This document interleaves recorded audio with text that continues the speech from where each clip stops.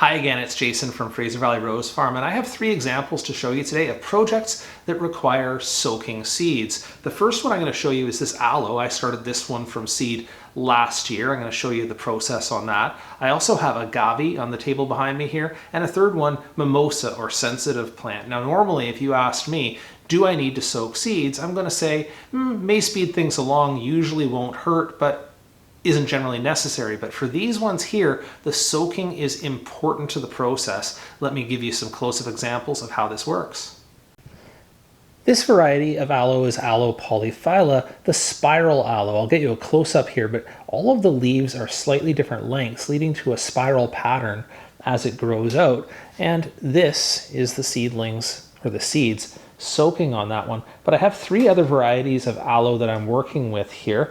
This one is Aloe brevifolia, which is a short-leafed aloe, kind of cute, very distinctive. This one is Aloe cameronii, the red aloe. I'll put in a picture of that. And this one is Aloe maculata, or the toothed aloe, with some very cool markings on the leaves.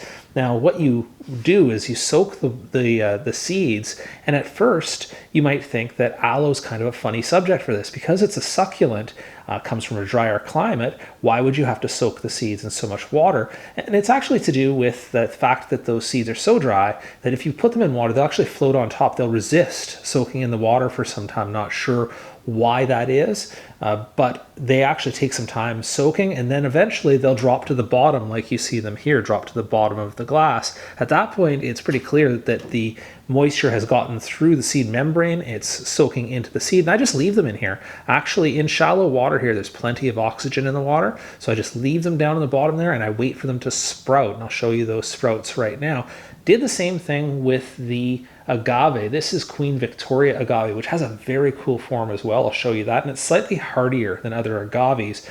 And I did a 24-hour soak like this, and then I planted them out into this tray here, and you can see I've got good germination over there. Now let me show you the aloe sprouting. And there you can see the little radicals emerging, and it looks like on this variety fairly uniformly, but if 1 or 2 sprout, I'll take those out, I'll transfer them to soil and leave the rest in to soak until they sprout as well. I guess I could transfer them all to soil now and just take the leap of faith that they will all sprout in time, but that is pretty cool.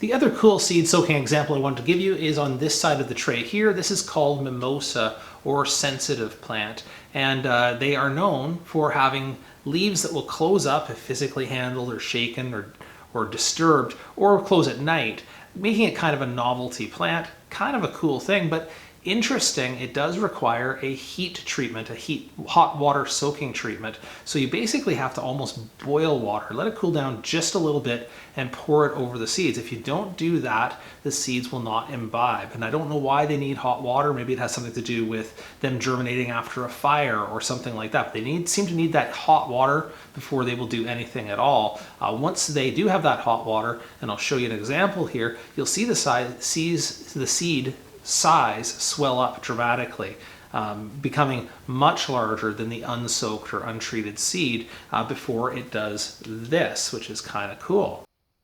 Now these of course were examples when the seed soaking was necessary as a treatment on the seeds, but as a more general treatment of the topic, I do have a video where I talk about why and when and how to soak seeds, with the general gist of it being that for many seeds it won't hurt things as long as you keep the water fresh or change the water regularly. Soaking the seeds is a good way to speed up the imbibition, meaning the water taking up into the seed, and get faster germination.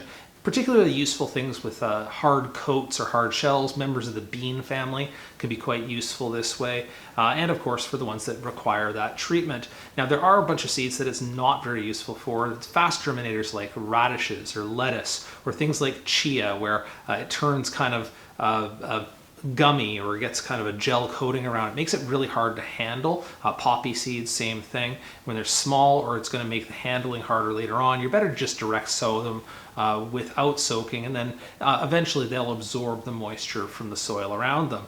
All right, I hope you found that discussion interesting. If you have any questions, please drop them down below the video in the comments. I'll see what I can do to help.